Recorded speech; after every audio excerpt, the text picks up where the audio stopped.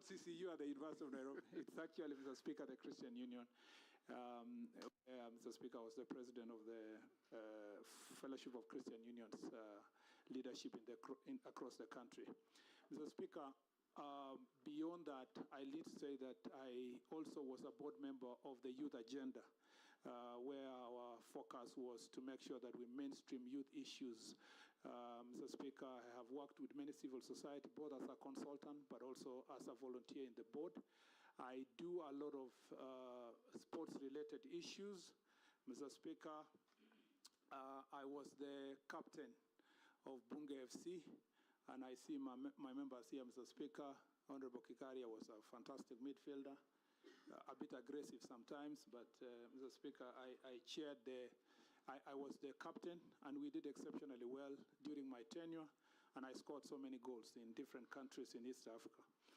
I say this, Mr. Speaker, because of the relevance of this sector of creative economy, youth, and sports. And, Mr. Speaker, I'm a passionate sports fan, Mr. Speaker, and I believe that my nomination shall contribute to making the issues of the youth, Mr. Speaker, successful. I need to conclude by saying that I was elected in 2013 as a very young leader, not too young, but at least within the bracket of the youth. I was 32 years old. I came to the Senate, Mr. Speaker, and served immediately, nominated to serve in Pan-African Parliament, became the chair of Devolution Committee, graduated quickly to become the deputy majority leader. By second term, Mr. Speaker, I was the majority leader in the Senate.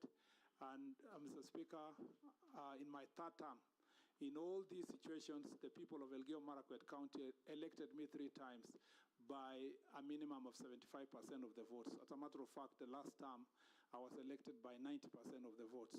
Mr. Speaker, in all these processes of leadership, I got an opportunity to serve as a cabinet secretary for roads and transport, a position I held for until the 11th of November. 11th of July, when the president dissolved the cabinet. Mr. Speaker. He didn't dissolve, he dismissed. Yes, Mr. Speaker. Yes. Until then, I served in that capacity, Mr. Speaker. I thank you.